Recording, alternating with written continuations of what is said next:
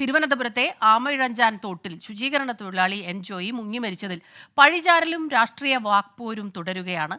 റെയിൽവേക്കെതിരെ സർക്കാരിനെതിരെ പ്രതിപക്ഷവും ആരോപണങ്ങൾ ഉയർത്തുന്നുണ്ട്. മാലിന്യ നീക്കത്തിന് മുഖ്യമന്ത്രി വിളിച്ച യോഗത്തിൽ അന്തിമ തീരുമാനം ഉണ്ടായേക്കും.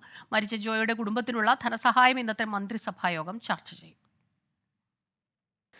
തെളിവുകളും രേഖകളും പലത് പുറത്തു വന്നിട്ടും ആമയിഴഞ്ചാൻ തോടിന്റെ റെയിൽവേ പ്ലാറ്റ്ഫോമിനടിയിലെ 117 മീറ്ററിൽ ഒരാൾ പൊക്കത്തിലുള്ള മാലിന്യത്തിന്റെ ഉത്തരവാദിത്തം തങ്ങൾക്കല്ലെന്ന് തീർത്തു പറയുകയാണ് റെയിൽവേ. ഈ 117 മീറ്ററിനിടയിൽ എവിടെയോ വെച്ചാണ് ജോയിക്ക് ജീവൻ നഷ്ടപ്പെട്ടത്. ജോയിയെ കാണാതായതിന്റെ ആദ്യ മണിക്കൂറുകൾ മുതൽ റെയിൽവേ നിസ്സഹരണം കാട്ടിയെന്നാണ് സംസ്ഥാന സർക്കാരിന്റെ ആരോപണം. മാലിന്യ നീക്കം സംബന്ധിച്ച് ഈ വർഷം തന്നെ ഒന്നിലേറെ തവണ യോഗം വിളിച്ചിട്ടും റെയിൽവേ സഹകരിച്ചില്ലെന്നും രേഖകളുണ്ട്. കരാർ തൊഴിലാളിയായതിനാൽ കുടുംബത്തിന് സഹായം നൽകണമെന്ന ആവശ്യം നിയമം നോക്കിയിട്ട് നിറവേറ്റാമെന്നും റെയിൽവേയുടെ നിലപാട്.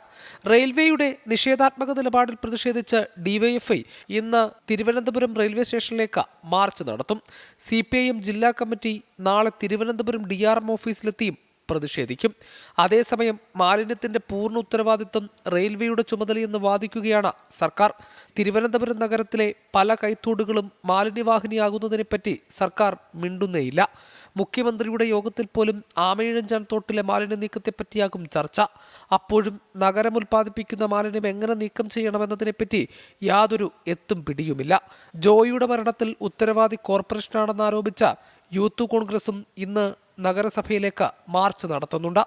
കുടുംബത്തിനായുള്ള സംസ്ഥാന സർക്കാരിന്റെ സഹായം സംബന്ധിച്ച് ഇന്നത്തെ മന്ത്രിസഭാ യോഗത്തിൽ അന്തിമ തീരുമാനമുണ്ടാകും. 24 തിരുവനന്തപുരം.